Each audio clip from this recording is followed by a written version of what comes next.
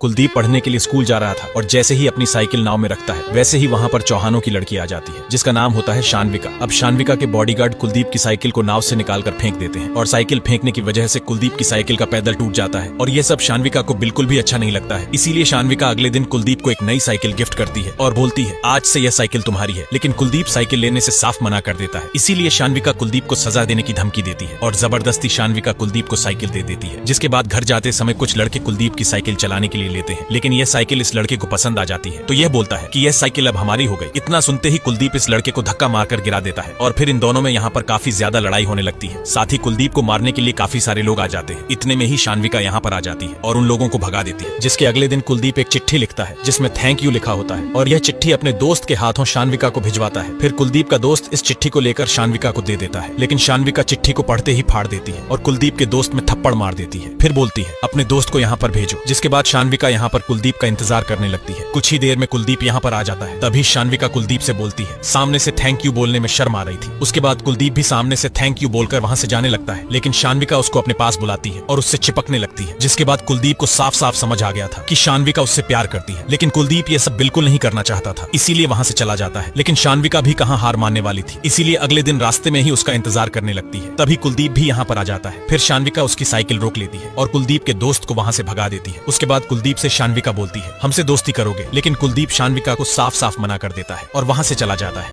अब कुलदीप के बारे में सोच सोच कर शानविका को नींद भी नहीं आती है। यहाँ कुलदीप की भी नींद भाग चुकी थी, इसलिए अपने दोस्त के साथ आकर खेलने लगता है। जिसके अगले दिन क्लास में गुरुजी सभी बच्चों को पढ़ा रहे थे, लेकिन शानविका पढ़ने की वजह कुलदीप को ही देखे जा रही थी। इतने में गुरुजी शानविका से पूछते हैं शानविका तुम कुछ सोच रही हो? तो शानविका डायरेक्ट बोलती है हाँ गुरुजी, हम कुलदीप कुमार के बारे में सोच रहे हैं। सभी क्लास वालों के सामने यह सुनकर कुलदीप को बहुत बुरा फील होता है। इसीलिए कुलदीप शानविका को बुलाकर बोलता है प्लीज आप ऐसा मत करिए। तो शानविका बोलती है तुमने हमारी दोस्ती ठुकराई थी और अब तुमसे दोस्ती करनी भी नहीं है। हम तुमको लाइक करते हैं और अगले 1 घंटे में लाइब्रेरी में आकर इसका हमें जवाब दो। उसके बाद शानविका लाइब्रेरी में आकर कुलदीप का इंतजार करने लगती है। ऐसे ही 2 घंटे इंतजार करती है, लेकिन कुलदीप लाइब्रेरी नहीं आता है। इसीलिए घर जाते समय शानविका कुलदीप का रास्ते में ही इंतजार करने लगती है। जैसे ही कुलदीप आता है और शानविका को देखता है तो वह साइकिल लेकर भाग जाता है। अब शानविका को बहुत ज्यादा गुस्सा आने लगता है। अब शानविका को कुलदीप पर इतना गुस्सा आता है कि डायरेक्ट वह कुलदीप के घर पर आ जाती है। कुलदीप शानविका को अपने घर पर देखकर पूरी तरह चौंक जाता है, लेकिन शानविका बोलती है कि आज रात 12 बजे मंदिर के पीछे हमसे आकर मिलो। अगर ऐसा नहीं हुआ तो कल फिर हम तुम्हारे घर पर आ जाएंगे। इतना सुनते ही संदीप मान जाता है तो शानविका भी संदीप के घर से चली जाती है। कुछ ही देर में रात भी हो जाती है तो शानविका अपने घर से चुपके निकल जाती है और यहाँ पर संदीप भी चुपके अपने घर से निकल आता है। संदीप शानविका से मिलते ही बोलता है कि हम आपसे प्यार नहीं करते, हमारा पीछा छोड़ दो। तभी शानविका बोलती है तुम शानविका चौहान को मना कर रहे हो, तुम्हें पता है ना हम कौन है? इतनी बात सुनकर संदीप बोलता है तुम कोई नहीं हो। अगर तुम्हारे नाम से सरनेम हटा दिया जाए तो तुम्हारी खुद की कोई पहचान नहीं है। तभी शानविका बोलती है बहुत घमंड है ना तुम्हें अपने ऊपर टॉपर होने का। तो सुनो कुलदीप कुमार, इस बार पूरे कॉलेज में हम टॉप करेंगे और अगर हमने इस बार टॉप कर लिया तो समझ लो हम जैसा कहेंगे तुम्हें वैसा करना पड़ेगा। कुलदीप को पता था ये कभी टॉप नहीं कर पाएगी, इसीलिए उसने बोल दिया अगर तुम टॉप नहीं कर पाई तो हमारा पीछा हमेशा के लिए छोड़ना पड़ेगा। फिर शानविका भी इस शर्त को मान लेती है।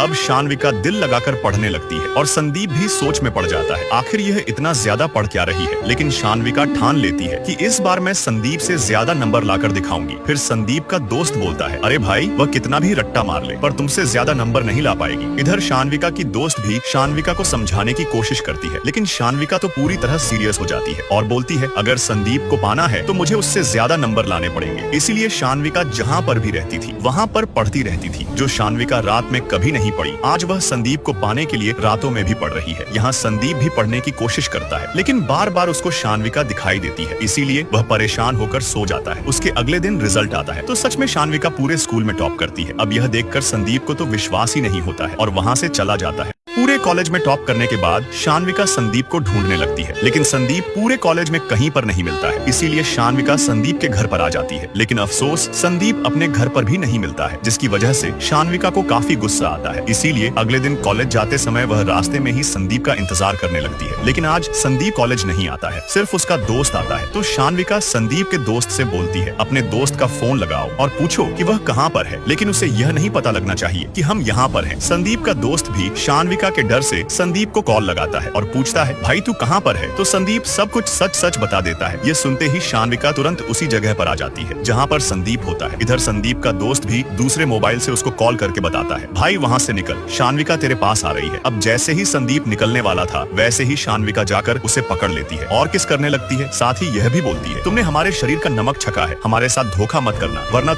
अब कुलदीप भी शानविका से बहुत प्यार करने लगा था, लेकिन एक दिन जब कुलदीप क्लास में पढ़ रहा था तभी शानविका आ जाती है और क्लास में ही अजीब हरकतें करने लगती है। लेकिन क्लासरूम में यह सब करना कुलदीप को बिल्कुल अच्छा नहीं लग रहा था, इसीलिए शानविका कुलदीप को अपनी बाइक पर बैठाकर स्कूल से काफी दूर खेतों में ले आती है, जिसके बाद यह दोनों यहीं पर काफी देर तक टाइम बिताते हैं। लेकिन कुलदीप को कहीं ना कहीं डर लग रहा था, अगर चौहानों को इस बारे में पता लग गया तो पता नहीं वह क्या करेंगे। लेकिन शानविका कुलदीप को बोल देती है, हम है ना, तुम्हें कुछ नहीं होने देंगे। उसके बाद यह दोनों बाइक पर बैठकर किसी और जगह घूमने जाने लगते हैं। लेकिन इस बार इन दोनों को क्लास के 3 लड़के देख लेते हैं। अब दूसरी जगह आने के बाद शानविका और कुलदीप भी फुल मूड में आ जाते हैं और रोमांस करने की सोचते हैं। लेकिन इतने में ही शानविका के घर से उसका भाई काफी सारे गुंडे लेकर आ जाता है। कुलदीप को जिस बात का डर था आखिर वही हुआ। अब शानविका जैसे ही अपने भाई को यहाँ पर देखती है तो कुलदीप से बोलती है कि तुम ऊपर जाओ, इनको हम देखते हैं। लेकिन जैसे ही कुलदीप ऊपर आता है वैसे ही शानविका का भाई आकर कुलदीप के सर पर पत्थर मार देता है। उसके बाद चौहान कुलदीप को पकड़कर अपने घर पर ले आते हैं और मारने लगते हैं। यहाँ कुलदीप की माँ भी काफी ज्यादा रो रही थी, लेकिन इन लोगों को कुछ फर्क नहीं पड़ता है। इधर कुलदीप के पिताजी काम कर रहे थे, लेकिन चौहान आकर इनको भी मारने लगते हैं और पकड़कर उन्हीं चौहानों के घर पर ले आते हैं जहाँ पर कुलदीप को यह लोग मार रहे थे। कुछ ही देर में घर से निकलकर शानविका के पिताजी और उसका भाई आता है। तभी कुलदीप के पिताजी रोते रोते शानविका के पिताजी के पैरों में गिर जाते हैं और बोलते हैं, एक बार अपनी बेटी को बुला लो। उसके बाद शानविका का भाई कुलदीप के पिताजी को बहुत मारता है और बोलता है, तूने हमारी बहन का नाम कैसे लिया? लेकिन शानविका के पिताजी शानविका को तुरंत बुला लेते हैं। इधर कुलदीप भी शानविका के जवाब का इंतजार कर रहा था, लेकिन शानविका आते ही बोलती है, गलती हमारी नहीं थी, यही हमारे पीछे पड़ा था।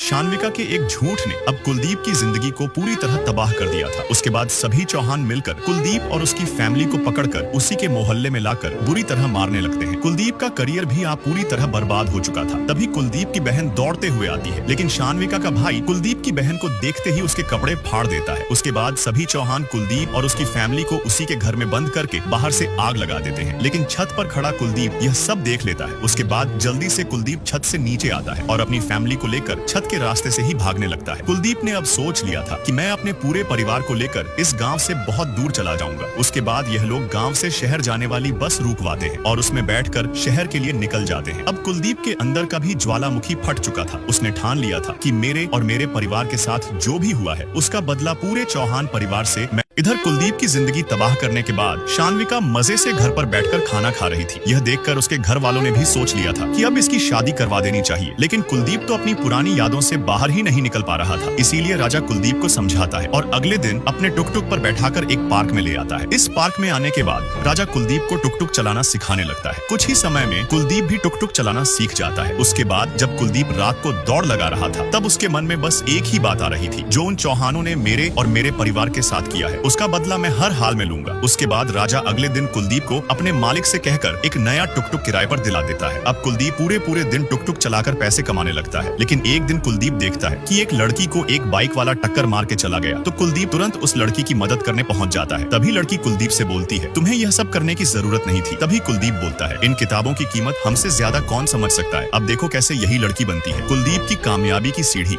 कुलदीप ने जिस लड़की की मदद की थी उसका नाम प्रेरणा होता है। कुलदीप ने यह भी देख लिया था कि प्रेरणा इस जगह पर पढ़ाई करती है। उसके बाद कुलदीप अपने घर जा रहा था, लेकिन रास्ते में उसको बहुत सारी पुलिस की गाड़ियों की सिक्योरिटी दिखाई देती है। साथ ही उसको एक बहुत बड़ा बंगला दिखाई देता है, जो कि एक आईएएस का बंगला होता है। फिर रात को कुलदीप इस आईएएस के बारे में राजा को बताता है, तो राजा बोलता है, आईएएस बहुत बड़ी हस्ती होती है, एक बार बन जाते हैं तो पूरी जिंदगी राज करते हैं। उसके बाद कुलदीप ने अपने मन में सोच लिया था कि मैं आईएएस जरूर बनूंगा। फिर अगले दिन कुलदीप प्रेरणा का उसी जगह पर इंतजार करने लगता है। कुछ ही देर में प्रेरणा दौड़ती हुई आती है और कुलदीप के टुकटुक में बैठ जाती है। तभी कुलदीप बोलता है, प्रेरणा जी मैं आपका इंतजार कर रहा था। फिर प्रेरणा बोलती है, क्यों? उसके बाद कुलदीप बोलता है, आईएएस करने के लिए कौन सी पढ़ाई करनी पड़ती है, हमने तो बस ग्रेजुएशन ही किया है। तभी प्रेरणा बोलती है, अरे आईएएस करने के लिए ग्रेजुएशन ही तो करनी पड़ती है और बाकी पढ़ाई अलग से करनी पड़ती है। अब कुलदीप की किस्मत भी उसका साथ देने लगी थी, लेकिन इस रास्ते पर कुलदीप को किन किन चुनौतियों का सामना करना पड़ेगा। अब प्रेरणा को भी एहसास हो चुका था कि कुलदीप यूपीएससी में टॉप करना चाहता है। इसीलिए प्रेरणा कुलदीप को बोलती है, कल मैं तुम्हें अपने पापा से मिलवाऊंगी। फिर कुलदीप भी खुशी खुशी अपने घर के लिए चला जाता है। घर जाने के बाद रात को कुलदीप प्रेरणा को कॉल करके थैंक यू बोलता है। उसके अगले दिन कुलदीप उसी जगह पर अपनी मार्कशीट लेकर आ जाता है। फिर प्रेरणा कुलदीप को अपने पापा के ऑफिस में ले आती है। यहाँ आने के बाद प्रेरणा कुलदीप को अपने पापा से मिलवाती है, लेकिन कुलदीप के बारे में प्रेरणा अपने पापा को पहले ही बता चुकी थी। इसीलिए सबसे पहले प्रेरणा के पापा कुलदीप की मार्कशीट देखते हैं और बोलते हैं, अरे यार, तुमने तो बचपन से लेकर अभी तक टॉप ही किया है। तुम्हारी मार्कशीट तो बहुत अच्छी है, लेकिन तुम्हें यूपीएससी की तैयारी करने के लिए एक टेस्ट देना होगा। अगर तुम उसमें क्वालिफाई हो गए तो तुम्हारी यूपीएससी की तैयारी मैं कराऊंगा। इतना सुनकर कुलदीप बहुत ज्यादा खुश होता है और टेस्ट देने के लिए तैयार हो जाता है। फिर उसके अगले दिन कुलदीप अपनी पूरी मेहनत और दिल लगाकर टेस्ट देने लगता है। अब कुलदीप ने इस टेस्ट को करने में पूरी जी जान लगा दी थी और अंत में कुलदीप बहुत ही अच्छे नंबर से इस टेस्ट को पास कर लेता है। और अब बारी थी कुलदीप को मेंस क्लियर करने की। इसीलिए कुलदीप ने अपनी पढ़ाई दुगनी कर दी। यहाँ तक कि कुलदीप ने प्रेरणा के साथ अपनी क्लास भी ज्वाइन कर ली थी। और सच्ची में कुलदीप के इस रास्ते पर प्रेरणा ने बहुत मदद की। उसके बाद कुलदीप ने अपनी पूरी मेहनत के साथ मेंस क्लियर करने का एग्जाम दिया। लेकिन अगले दिन प्रेरणा और कुलदीप जब रिजल्ट चेक करने गए तो कुलदीप ने टॉप रैंक से मेंस क्लियर कर लिया था। बट अफसोस, प्रेरणा फेल हो चुकी थी। लेकिन फिर भी प्रेरणा काफी खुश थी। इधर कुलदीप की मम्मी को पता चलता है कि कुलदीप पास हो गया तो वह भी बहुत ज्यादा खुश होती है। साथ ही राजा भी कुलदीप को बधाई देता है। लेकिन कुलदीप के पिताजी की अभी तक मानसिक स्थिति ठीक नहीं हुई थी। उसके बाद कुलदीप वॉशरूम में आकर मुंह धोने लगता है। लेकिन तभी उसके कॉलेज वाले दोस्त का फोन आता है और बोलता है, अरे भाई, शानविका की शादी हो रही है। यह बात सुनकर कुलदीप की खुशी एकदम दुख में बदल जाती है। कुलदीप शानविका की शादी की बात सुनकर अपनी मम्मी से बोलता है, एक बार मैं उस बेवफा से मिलना चाहता हूँ। इतना कहकर कुलदीप तुरंत बस में बैठकर अपने गांव के लिए निकल गया। जब कुलदीप बस में बैठा था तब उसको बस शानविका ही शानविका दिखाई दे रही थी और कुलदीप सोचता है, यार, कोई इतना मतलबी कैसे हो सकता है। और जब कुलदीप गाँव आकर देखता है तो शानविका सचमुच शादी कर रही थी। यह देखकर कुलदीप शानविका को तुरंत पकड़ लेता है और बोलता है, आखिर तूने भी मुझे धोखा दिया। अब तू खुद अपने पूरे चौहान परिवार की बर्बादी अपनी आंखों से देखेगी। इतना कहकर कुलदीप वापस अपने घर आ जाता है और रोने लगता है। फिर अगले दिन कुलदीप का उदास चेहरा देखकर प्रेरणा समझ जाती है और बोलती है, मुझे पता है तुम उसे भूल नहीं पा रहे हो, लेकिन यही समय है। तुम उसकी नफरत को अपनी ताकत बनाओ और इतना पढ़ाई करो कि आईएएस क्रैक कर लो। प्रेरणा की इन बातों से कुलदीप के दिमाग पर बहुत असर पड़ा और शानविका को भूलकर पूरी रात पढ़ने लगा। यहाँ तक कि लाइट जाने के बाद भी कुलदीप पढ़ता रहा। तो क्या कुलदीप आईएएस क्रैक करके शानविका और उसके परिवार से अपना और अपने परिवार का बदला ले पाए? अब कुलदीप प्रेरणा से मिलने आता है तो प्रेरणा बहुत खुश होती है क्योंकि उसने अपना पीसीएस का एग्जाम क्वालिफाई कर लिया था। लेकिन अब प्रेरणा को दूसरे शहर में जाकर पढ़ाई करनी थी। इसीलिए कुलदीप और प्रेरणा इस मोमेंट को बहुत ही खुशी के साथ सेलिब्रेट करते हैं। फिर प्रेरणा अपने पापा से मिलकर इस शहर से बहुत दूर चली जाती है। फिर उसके अगले दिन कुलदीप अपने कमरे से बाहर आता है तो कुलदीप की मम्मी कुलदीप को कुछ मीठा खिलाती है। फिर कुलदीप अपनी मम्मी के पैर छूता है, साथ ही अपने पापा का भी आशीर्वाद लेता है क्योंकि आज कुलदीप का इंटरव्यू है। आज का दिन ही डिसाइड करेगा कि कुलदीप आईएएस बनेगा या नहीं। लेकिन जैसे ही कुलदीप और राजा अपने घर से बाहर आते हैं तो कुलदीप की मम्मी भी उनके पीछे आती है और तभी कुलदीप की मम्मी का बहुत ही तगड़ा एक्सीडेंट हो जाता है। उसके बाद कुलदीप तुरंत अपनी मम्मी को हॉस्पिटल लेकर आ जाता है क्योंकि कुलदीप की मम्मी की हालत बहुत नाजुक थी। तभी राजा कुलदीप को बोलता है, कुलदीप, आज तुम्हारा इंटरव्यू है, तुम वहाँ पर जाओ, मम्मी का ख्याल मैं रख लूंगा क्योंकि ऐसे मौके बार बार नहीं आते हैं। तुम अपना इंटरव्यू देने जाओ। कुलदीप का मन जाने का तो नहीं था, लेकिन कुलदीप को चौहानों से बदला लेना था। इसीलिए कुलदीप जल्दी से दौड़कर इंटरव्यू देने आ गया और जो इंटरव्यू में सवाल पूछे गए कुलदीप ने सभी जवाब दे दिए। जवाब देने के बाद कुलदीप तुरंत उसी हॉस्पिटल में आया जिस हॉस्पिटल में उसकी मम्मी एडमिट थी। लेकिन यहाँ आने के बाद कुलदीप को पता चला कि अब उसकी मम्मी इस दुनिया में नहीं रही। यह देखकर कुलदीप बहुत बुरी तरह रोने लगता है और कुलदीप अपनी मम्मी को इस तरह देख अब पूरी तरह टूट चुका था। लेकिन अगले दिन न्यूज पर दिखाया जाता है कि इस बार यूपीएससी में टॉप किया है श्री कुलदीप कुमार ने। अब इस न्यूज को देखने के बाद शानविका तुरंत टीवी बंद कर देती है। इधर चौहान कुलदीप की फोटो अखबार में छपा देखकर चौंक जाते हैं। अपनी मम्मी के जाने के बाद कुलदीप ने भी ठान लिया था, मुझे जितना रोना था रो लिया। अब रोने की बारी पूरे चौहान परिवार की है। अब कुलदीप नया आईएएस बनकर अपने गांव लौटा है। कुलदीप के आईएएस बनने के बाद इज्जत, दौलत, शोहरत सब उसके पास आ गया था और यह है सितारपुर का मंत्री जिसको यह चौहान अपनी ताकत के दम पर अपना गुलाम बनाकर रखते हैं। लेकिन अब इस मंत्री ने भी ठान लिया था कि मैं कुलदीप के साथ मिलकर इनको बर्बाद कर दूंगा। उसके बाद तुरंत यह मंत्री कुलदीप से मिलने आता है और बोलता है, जो आग तुम्हारे अंदर जल रही है वही आग मेरे अंदर भी जल रही है, हमसे हाथ मिला लोगे तो इन चौहानों को जड़ से उखाड़ फेंकेंगे। फिर कुलदीप बोलता है, ये तो मैं खुद कर लूंगा। तभी मंत्री बोलता है, अगर इस बीच चौहानों ने तुम पर हमला कर दिया तो इसीलिए मेरी बात मानो और मेरी बेटी से शादी कर लो, फिर तुम्हें कोई छू भी नहीं पाएगा। उसके बाद तुम्हें जो ठीक लगे वह करना चौहानों के साथ। अब कुलदीप को सबसे पहले शान्विका को उसके धोखे का जवाब देना था, इसीलिए उसने मंत्री की बेटी के साथ शादी करने का फैसला कर लिया। और तभी यह बात शान्विका की एक दोस्त से शान्विका को पता चलती है कि कुलदीप शादी कर रहा है। कुलदीप की शादी की बात सुनकर शान्विका बहुत उदास हो जाती है और अपने पति दुष्यंत के गले लगकर रोने लगती है। अब कुलदीप सोच ही रहा था कि क्या करना चाहिए। इतने में ही मंत्री अपने आदमी से कहकर अगले दिन चौहानों की वोट में छेद करवा देता है, जिससे कि काफी बड़ा हादसा होता है। और तभी यह बात कुलदीप को पता लगती है तो कुलदीप तुरंत अपनी पूरी पुलिस फोर्स के साथ इस हादसे वाली जगह पर आ जाता है। इतने में ही चौहान यहाँ पर आते हैं और देखकर तुरंत चले जाते हैं। फिर कुलदीप भी अपने आदेश पर साइन करता है और बोलता है, चौहानों के जितने भी धंधे हैं कल तक सारे बंद हो जाने चाहिए। उसके बाद कुलदीप अपने घर के लिए चला जाता है। फिर अगले दिन मंत्री चौहानों के घर अपनी बेटी की शादी का कार्ड देने आता है और बोलता है, मेरी बेटी की शादी है, आप लोगों को जरूर आना है। मंत्री भी कोई मौका नहीं छोड़ रहा था चौहानों को भड़काने के लिए। लेकिन जैसे ही कुलदीप की शादी में चौहान आते हैं तो देखते हैं कि शान्विका का पति कुलदीप की चौकीदारी कर रहा है। यह देखकर दोनों चौहानों की बदन में आग लग जाती है। यह देखकर चौहान कुलदीप को धमकी देने लगते हैं, लेकिन कुलदीप ने तो ठान लिया था पूरे चौहान परिवार को रोड पर लाना है। तो दोस्तों, असली लड़ाई अब शुरू होने वाली है और आगे कहानी। अब कुलदीप की शादी में चौहानों की काफी ज्यादा बेइज्जती होती है, जिसकी वजह से चौहान तुरंत अपनी गाड़ी में बैठकर यहाँ से चले जाते हैं। चौहानों की बेइज्जती होने के बाद मंत्री बहुत ज्यादा खुश होता है। यहाँ कुलदीप को भी लगने लगा था आज से चौहानों की बर्बादी शुरू हो चुकी है। लेकिन कुलदीप की जिस लड़की से शादी हुई थी उसका नाम माला होता है। माला से शादी करने के बाद भी कुलदीप शादी के रिश्ते में नहीं आना चाहता था, इसीलिए कुलदीप कमरे से बाहर आ जाता है। उसके बाद इधर चौहानों को अपने आदमी से पता लगता है कि उस कुलदीप और उसके आदमियों ने मिलकर हमारे सारे धंधे बंद करवा दिए हैं, यहाँ तक कि हमारे ऊपर FIR भी दर्ज किया है। पुलिस हमें कभी भी पकड़ सकती है। इस बात को सुनने के बाद चौहानों ने कुलदीप को मारने का प्लान बना लिया। फिर अगले दिन कुलदीप यहाँ खेतों में घूमने आता है, तभी उसके ऊपर कुछ गुंडे हमला कर देते हैं। तो कुलदीप भी अपनी जान बचाने के लिए इन गुंडों से लड़ने लगता है। अब कुलदीप डरने वालों में से नहीं था, इसीलिए कुलदीप ने इतनी गोलियां चलाई कि गुंडे डरकर भाग गए। इतने में ही पुलिस भी यहाँ पर आ जाती है। कुलदीप पर हमला होने के बाद मंत्री इतना ज्यादा गुस्से में आ जाता है कि सभी पुलिस वालों को बोलता है, चौहान जहाँ कहीं भी मिले सबको उठाकर जेल में डालो, उन्होंने मेरी बेटी के पति पर हमला करवाया है। इधर चौहानों का वकील चौहानों को फोन करके बोलता है, पूरे शहर की पुलिस तुम लोगों को कुत्ते की तरह ढूंढ रही है, जितना दूर भाग सकते हो भाग लो, अगर हाथ लग गए तो वह तुम्हें जान से मार देंगे। यह बात सुनकर चौहान भी काफी ज्यादा डर जाते हैं और भागने की तैयारी करते हैं। उसके बाद पुलिस चौहानों के घर पर आती है चौहानों को पकड़ने के लिए, लेकिन घर पर एक भी मर्द चौहान नहीं था। पुलिस ने हर जगह चौहानों को ढूंढा, लेकिन चौहान कहीं पर नहीं मिले। जब चौहान कहीं पर नहीं मिलते हैं तो कुलदीप पूरी पुलिस फोर्स लेकर आता है और चौहानों के घर पर रेड मार देता है। यहाँ आने के बाद कुलदीप को पुरानी यादें आने लगी थी कि किस तरह मुझे और मेरे परिवार को यहाँ पर मारा पीटा गया था, लेकिन आज मेरी बारी है, इसीलिए सोना पैसा जो भी चीज थी सब पर रेड मार दी कुलदीप ने। लेकिन तभी यहीं पर शान्विका आ जाती है। तो कुलदीप शान्विका की आंखों में आंखें डालकर बोलता है, इस घर में कुछ बचना नहीं चाहिए, सब उठा लो। तो क्या शान्विका कुलदीप को रोक पाएगी या नहीं, जानने के लिए हमें लाइक और सब्सक्राइब कीजिए। नेक्स्ट पार्ट जल्दी आएगा।